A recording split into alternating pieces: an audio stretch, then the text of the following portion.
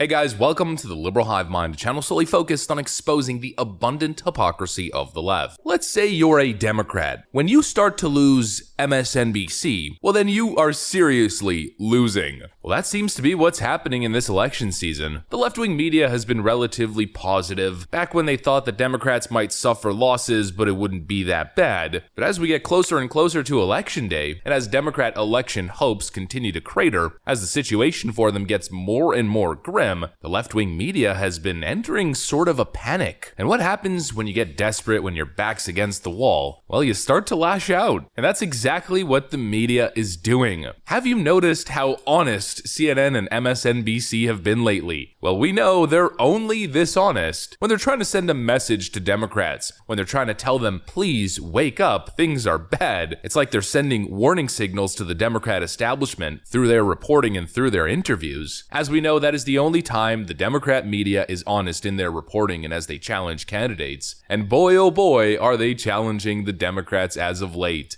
Let me show you guys exactly what's going on as the Democrat media enters full-on panic mode. We've got some stuff to get into, friends, so let's roll the tape. Alright friends, so let me put together a couple clips here to show you exactly what I mean by all of a sudden the left-wing media is starting to challenge top Democrat candidates. And today we're focusing on Democrat incumbent Governor Kathy Hochul from the state of New York. Let's first start off with this moment from MSNBC. But I'm going to interrupt you then. Here's the problem.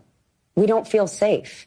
You might be working closely with Mayor Adams. You may have spent a whole lot of money, but I walk into my pharmacy and everything is on lockdown because of shoplifters. I'm not going in the subway. People don't feel safe in this town. So you may have done these things, but right now we're not feeling good. We're worried we could be San Francisco. You know, Democrats do these interviews on these left-wing networks, expecting not to get challenged. They walk in there knowing they're going to get softball questions. For the most part, that's true. I mean, just look at last week's segment with Joe Biden and Jonathan Capehart. It was nothing but shoe-kissing, kissing rings, and brown-nosing Joe Biden, while pretending that it's hard-hitting news and journalism. This is what Democrats expect. Well, Democrats are in big trouble when they head into the MSNBC studio, and moments like this happen. This is panic from Democrat journalists, trying to send a message to Kathy Hochul. Hey, you're losing on this issue. Wake up. And we keep seeing these moments pop up over and over again. Here's another one from NBC News. Why did you choose to only debate once? That's in keeping what we've always done here in New York. You think it was in the best interest of voters to debate only once? I hope they watched it because I don't know what else new would come out in a different debate. I think the contrast was so clear between myself and Lee Zeldin. You said during the debate that Lee Zeldin is trying to scare voters. Does that mean that you think he's exaggerating the crime problem? I think he is trying to scare voters and not offer a legitimate plan. You cannot say you're tough on crime and be soft on guns. And you often pivot to that point, but just wondering, were you saying that he's creating a worse impression of crime than what actually exists? No, what I'm saying is he does not have a serious crime plan. Democrats are writing it in big, red, bold letters. Kathy Hochul, wake up on the issue of crime. People don't feel safe. But Kathy just doesn't get it. She continues to dig her feet in, dig her heels in, continues to double down, and she sounds, frankly, ridiculous. Pivoting to her campaign talking point, "McGuns are the problem." And when she's not pivoting to McGuns, well, she's claiming that the issue doesn't actually exist, that really Republicans are just being dishonest, that it's a conspiracy. Take a look at this from CNN. What are Democrats not getting about crime? Why are Republicans winning on this whole crime issue? That has been the thing that has fueled Lee Zeldin's campaign. Because they're being dishonest about it. Well, the crime increase doesn't really exist. Republicans are just being dishonest. And she's saying that as CNN has a graphic next to her, which is just absolutely hilarious. I mean, the contrast.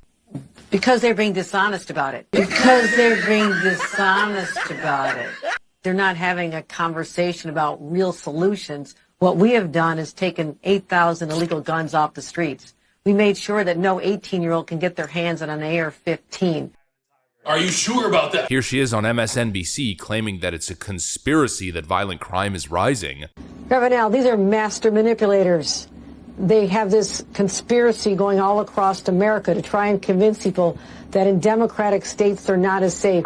Well, guess what? They're also not only election deniers, they're data deniers. The data shows that shootings and murders are down in our state by 15%, even in New York City, down 20% on Long Island, where Lee Zeldin comes from. And this, of course, as Don Lemon pointed out, is exactly why Lee Zeldin is surging in the polls, because he's actually tackling the issue. I mean, it's crazy how these Democrats just continue to double down on their ridiculous stances and policies. Not exactly sure what they're thinking. It's just a feeling of entitlement is what I really think is going on here. Democrats feel as though they're entitled to these election victories, as if they don't have to show up to debate. They don't have to actually tackle the issues because they're going to win regardless. And you know what? Kathy Hochul might be right. That might actually be the case. Technically, she's still beating Lee Zeldin. I mean, she's losing to him in a head-to-head matchup in a couple polls, which are general outliers. But on the spread, on the average, she's still up 6.2 percentage points. But that's not necessarily comforting for Democrats. I think it's getting too close for comfort for the Democrat establishment. Because if you look just a couple months ago, Kathy Hochul was leading by up to 24 percentage points. That's what it should look like. This little spread right over here is exactly what you'd expect from a New York governor's race in deep blue New York these days. The fact that it's come within the margin of error in certain polls is totally astonishing, and it might be forecast for what's to come, which I think is what is causing all of this left-wing panic in the state of New York. Is it really a win in New York if you let the Republican come within the margin of error, if you just barely squeak by in the election? I'm not so sure, and what are the implications moving forward if this continues to get worse? In general, this is all bad news for the Democrats. I think it's yet again another huge election miscalculation. You know, Kathy Hochul said something interesting earlier when she was asked in that NBC News interview whether it was a disservice to voters to only debate Lee Zeldin once. She claimed that the contrast was absolutely clear, and all she needed was that one debate. Why did you choose to only debate once?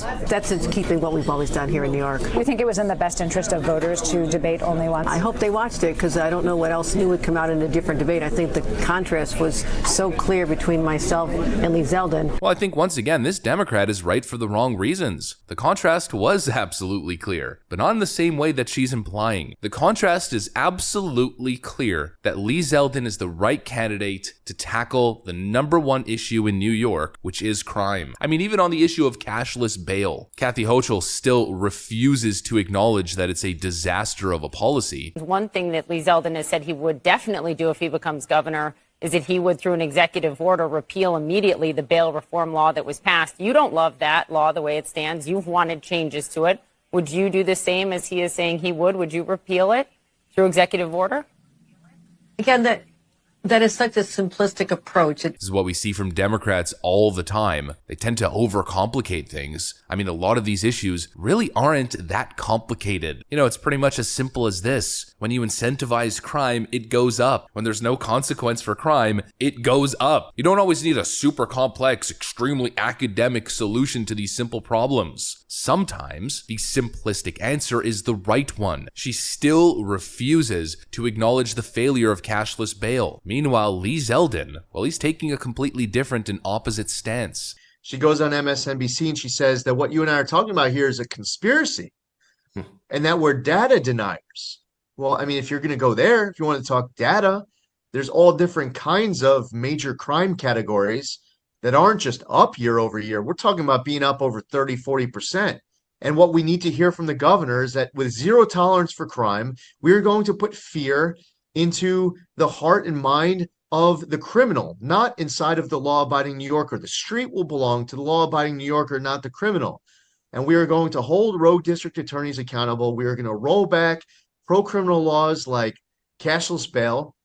And we are going to hire more law enforcement and make sure that we give them all the tools and resources they need to do their job safely and effectively. We're not getting that from Kathy Hochul, but we're going to hear a whole lot of that come January 1st. And so when Kathy Hochul is claiming that the contrast is clear between the two candidates, it absolutely is. And you know what? I think that stands for Democrats as well. She's being pressed by Democrats on Democrat networks on these issues, on the issue of crime, of not feeling safe, and she's dismissing the issue entirely. Well, when MSNBC, CNN, Democrat talking heads are telling you that this is a problem and you're not listening, what do you think Democrat voters and independent voters are thinking? The level of delusion here is crazy. But really, the craziest part and the most ridiculous part is this this newfound Democrat strategy, what they think is a winning strategy, which is just ignoring the will of the voter, ignoring voter issues and voter questions. Another thing that the Democrat media has been panicking over. Here's a moment with Don Lemon challenging Katie Hobbs on the same issue.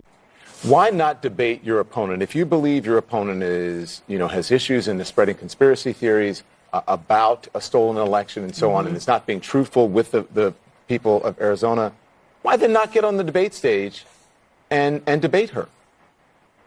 Not only is Carrie Lake, has she centered her entire platform around this election denialism, I didn't want to give her a bigger stage to do that. By not debating her, she can go on television, she can talk about it, she can go in front of the people of Arizona every single day and talk about it, but you're not confronting her on it. And it seems like it would be an easy fix if you stood up on a debate stage and confronted her about these issues.